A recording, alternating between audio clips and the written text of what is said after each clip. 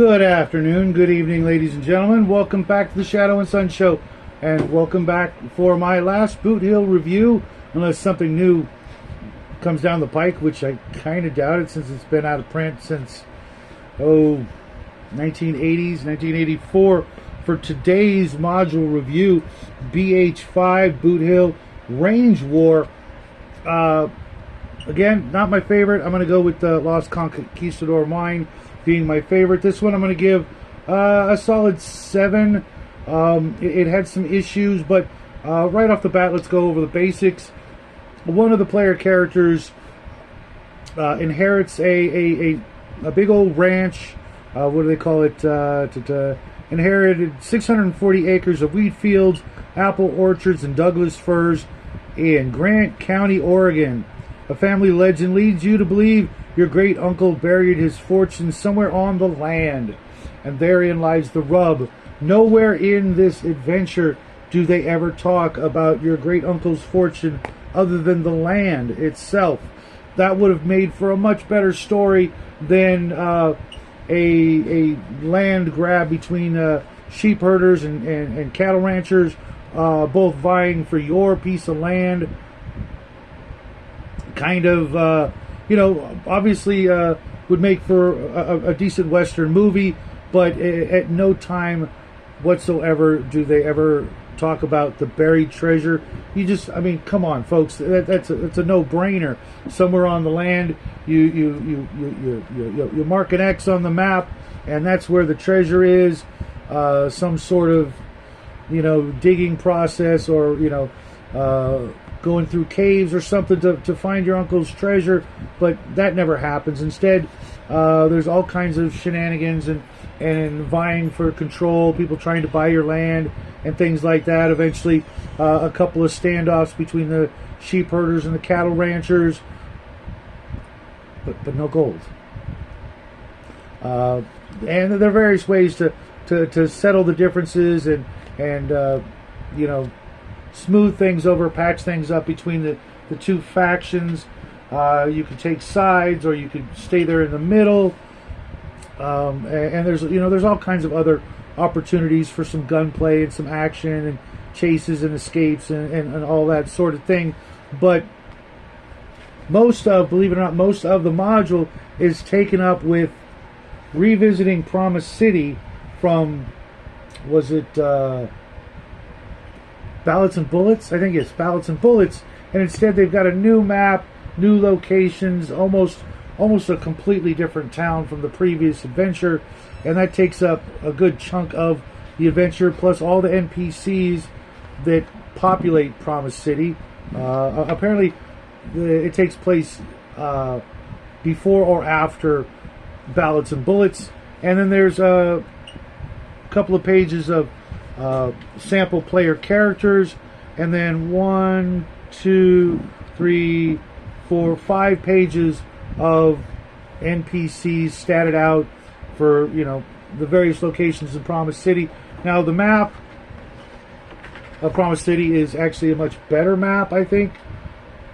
Makes more sense, and a couple of the locations where there's some shenanigans going on, and then a pointless copy of your uncle's map, because you guessed it, there's no X mark in the spot for your uncle's treasure. There's a well, there's an outhouse, wheat fields, barn, a house, the tool shed, the smokehouse, and the apple orchards, but no glorious X mark in the spot for your uncle's ill-gotten gains. So for me, had they left that line out, it'd be a fine adventure.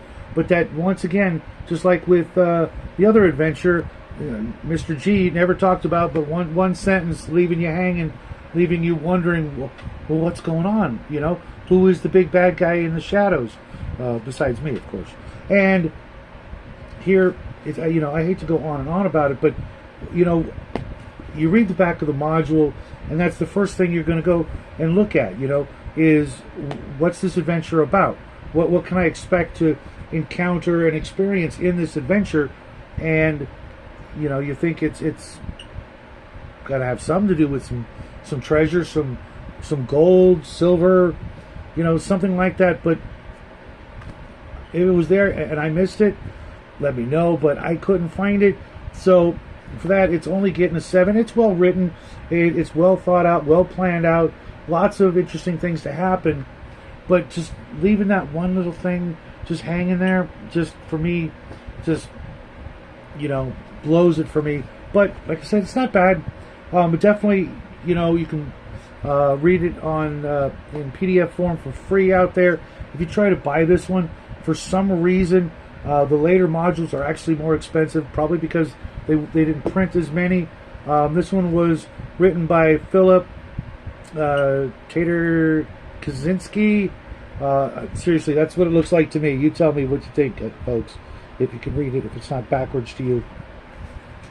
But, you know, the art's good. Art's actually really, really good. And it doesn't even say who did the art, which is kind of uncool, if you ask me, why they wouldn't put the individual's name somewhere other than, you know, the one guy. You know, let me double check before I go spout my mouth off about that. But I don't. Yeah, there's really no. Let's look on the back, shall we? Nope. No mention of who did the art. One guy's name on the cover, a name I'm very unfamiliar with. A name like that you think you'd remember, but I can't give it the A+ seal of approval. Maybe you guys will say otherwise. Maybe you've played it, maybe you've run it. Let me know in the comment section below, because I'm never going to run it without modifying it greatly, throwing in some treasure, maybe a little spelunking to find, you know, the underground cave system or something like that. Just begging for that, don't you think? Especially after the Lost Conquistador mine. But there you have it. That's all I've got when it comes to Boothill. I will be reviewing a couple more games before the end of the month. 1 or 2 westerns, and another game that I've been really procrastinating on, you know, getting around to reviewing it for you guys. It comes highly recommended. You probably all know the names. And I'll be doing a review of the base game tomorrow, and then a Western supplement Wednesday. And then if there's time before the end of the month, I will try to get to something else that I've been putting off on the back burner for a while. But that's what I've got for you right here, right now. And for the rest of the week, although I will be doing some painting and chatting on Thursday, Saturday's Sci-Fi Shadow Chat is a free-for-all, so expect the usual craziness.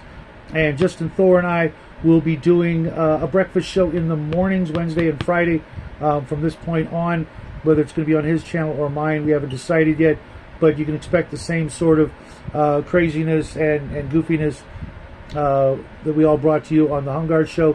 He needs to take a bit of a breather from his really, really strenuous, busy schedule. So we're going to step in for a little while and help out.